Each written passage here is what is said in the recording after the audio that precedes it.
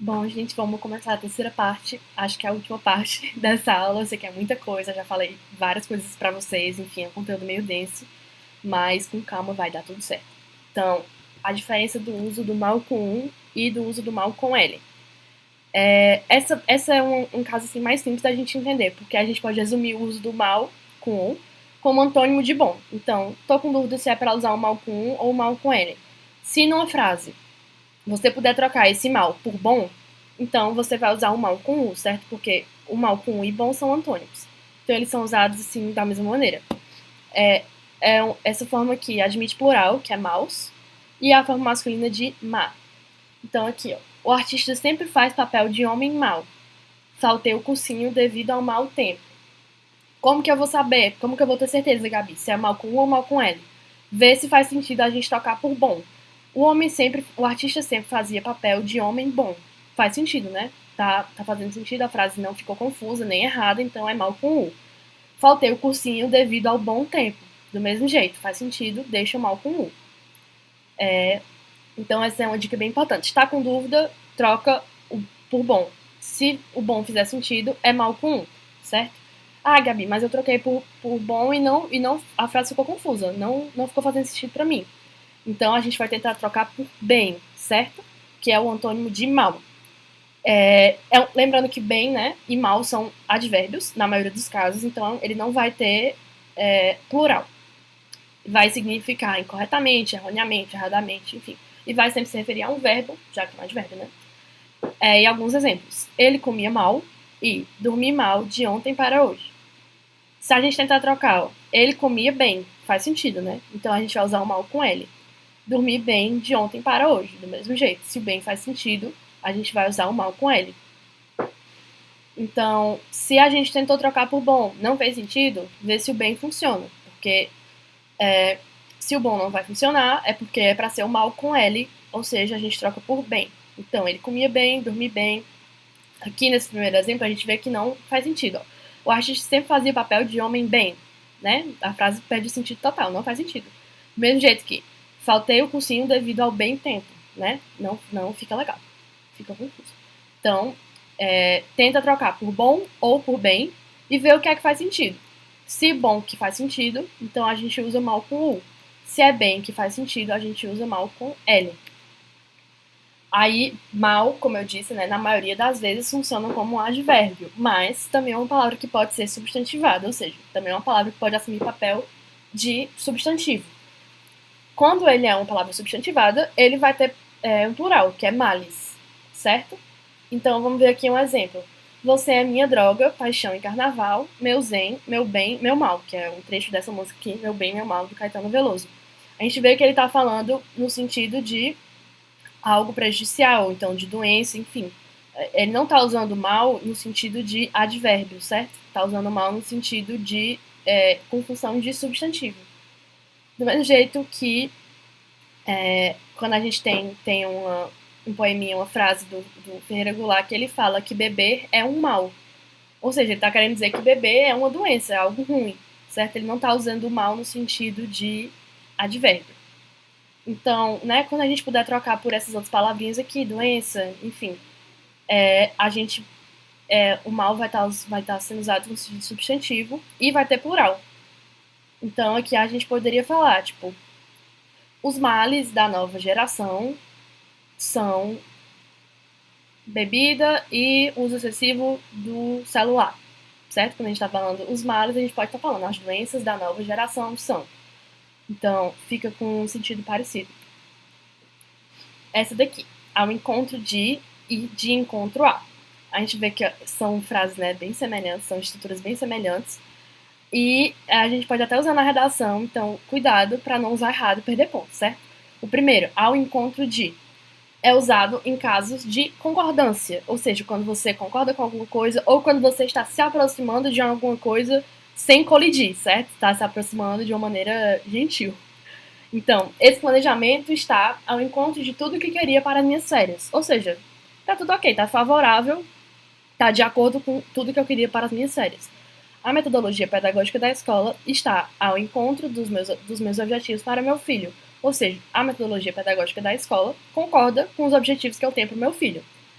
a opinião dos estudantes e ao encontro das nossas. Ou seja, são grupos que têm opiniões semelhantes, certo? Que concordam. Ele foi ao encontro dos amigos. Então, é que nem eu tinha dito antes, né? É um encontro gentil, sem colidir com ninguém. Então, se ele vai ao encontro dos amigos, significa que ele tá indo lá, enfim, se aproximando do grupo de amigos dele. Se a gente falar que ele foi de encontro aos amigos, que é o sentido que a gente vai estudar já já, significa que ele colidiu, certo? Com os amigos dele, ele barrou em alguém, enfim, teve um acidente. Agora, o de encontro a é usado em casos que indicam discordância. Eu até deixei em negrito aqui o D com D, que é pra gente lembrar. De encontro é de discordância, colisão, certo? Então, as decisões que o grupo tomou foram de encontro à realidade da empresa, ou seja, algo que não faz parte da realidade da empresa. Não concordo com suas atitudes. Sua maneira de agir sempre veio de encontro à minha. Ou seja, nossos modos de agir são modos que discordam, certo? A gente não age de maneira parecida. Se a gente agisse de maneira parecida, a gente falaria: sua maneira de agir sempre veio ao encontro da minha. Que nem a gente falou nesses dois exemplos aqui, ó, que são ideias que concordam, certo? Agora, nesse sentido de colisão, né, de batida, de acidente, o caminhão foi de encontro ao carro que estava parado. Como a gente pode ver, quando a gente usa nesse sentido, a gente quer dizer que o caminhão bateu no carro, que estava lá parado. Ou, o que ele fez foi de encontro ao que eu tinha dito. Ou seja, ele fez o contrário do que eu tinha falado, certo? Se eu falasse, o que ele fez foi ao encontro do que eu tinha dito, significa que ele fez algo que eu tinha dito para ele fazer realmente. Ele fez o que eu falei. Se eu uso de encontro, significa discordância, não esqueçam. Agora, à medida que e na medida em que. A primeira expressão, à medida que, vai falar uma ideia de proporção, certo? Na grande maioria dos casos. Ou seja, a gente pode substituir por a proporção que, ou conforme, ou ao mesmo tempo que, são expressões sinônimos, certo? Então, no primeiro exemplo, à medida que nós subirmos, ficaremos mais cansados porque o ar é rarefeito. Ou, conforme nós subirmos, ficaremos mais cansados porque o ar é rarefeito. Ele foi se acalmando à medida que as boas notícias chegavam. Ele foi se acalmando ao mesmo tempo que as boas notícias chegavam, então conforme as boas notícias chegavam, certo? Tem o mesmo sentido. À medida que a população cresce, maiores são as demandas ambientais. Então, uma frasezinha que a gente poderia usar, por exemplo, na construção de um texto, né? À medida que a população cresce, maiores são as demandas ambientais. Então, a gente está tendo uma ideia aqui de progressão, né? Que quanto mais a população cresce, mais demanda ambiental eu estou tendo. Então, a gente vai usar à medida que. Os verdadeiros motivos da renúncia do diretor da empresa foram ficando claros à medida que as investigações iam avançando. Mesmo jeito, uma ideia aqui de proporção, de progressão. Então, os verdadeiros motivos da renúncia do diretor da empresa foram ficando claros à proporção que as investigações iam avançando, conforme as investigações iam avançando. O segundo caso aqui, que é o na medida em que, a gente vai usar quando uma frase tem ideia de efeito, certo? Então, a gente pode substituir, por exemplo, por uma vez que, porque. Então, vamos ver aqui alguns exemplos. Na medida em que não chegou a um acordo, foi despedido. A gente pode falar, uma vez que não chegou a um acordo, foi despedido. A gente está dando ideia de causa e consequência.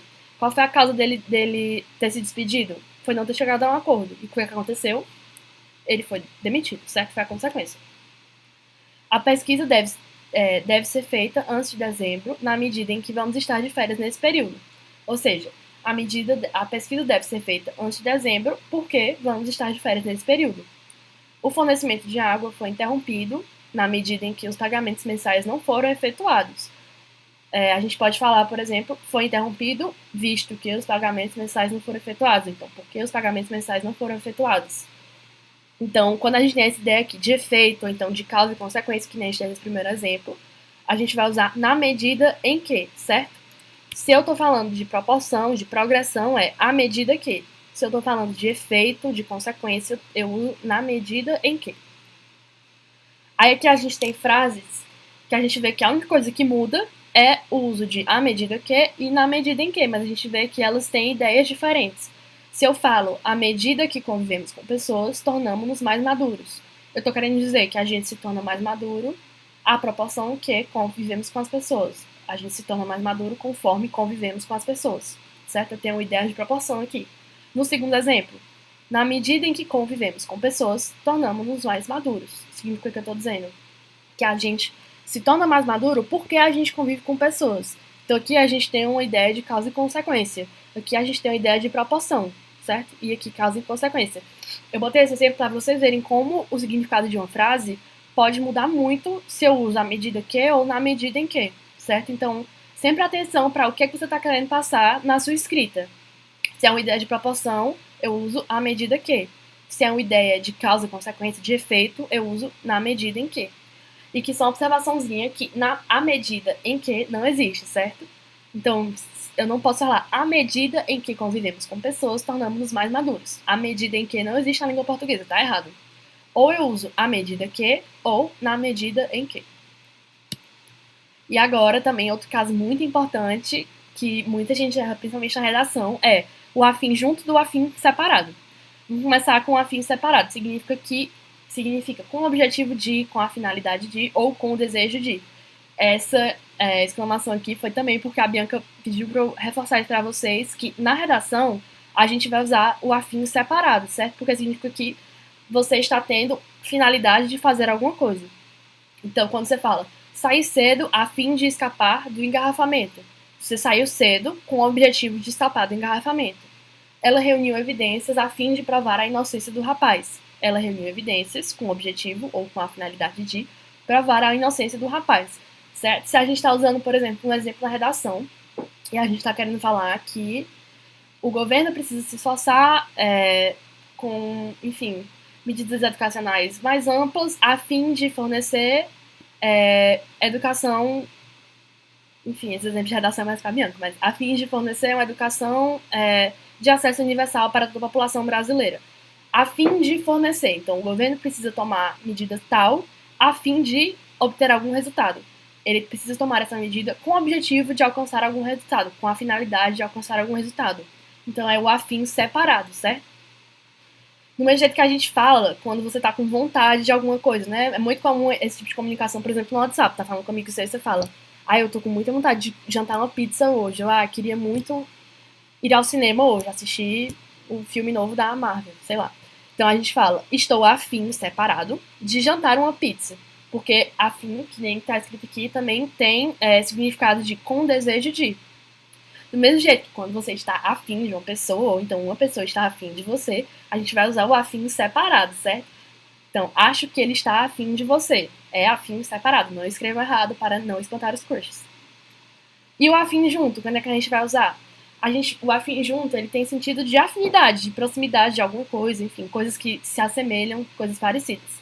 Então, eles tinham ideias afins, ou possuem temperamentos afins, por isso se relacionam também. Significa, por exemplo, nessa primeira frase, que eles tinham ideias parecidas. Eles tinham ideias que se aproximam umas das outras, certo? Possuem temperamentos parecidos, por isso se relacionam também, do mesmo jeito. Quando eu tô querendo falar de afinidade, né, de coisas que se dão bem ou que se assemelham, a gente usa o afim junto.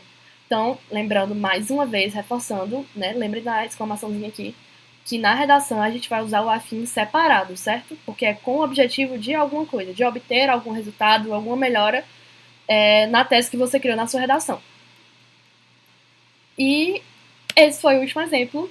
Acabou essa aulinha, eu sei que foi meio longa e foram vários casos, mas agora estão todos que nem a Gretchen, totalmente sem defeitos, e não vão mais errar nem na redação, nem no WhatsApp, nem, enfim, nem na vida, esses casos que a gente estudou. E é isso, se vocês tiverem alguma dúvida, podem falar comigo, com a Bianca, eu vou fazer uma listinha de exercícios, vou pedir pra ela mandar pra vocês também, então se vocês tiverem qualquer dúvida, podem entrar em contato comigo. Vou mandar o gabarito também. E é isso. Espero que estejam todos bem, fiquem em casa e se cuidem até que a gente possa voltar a se encontrar pessoalmente. É isso.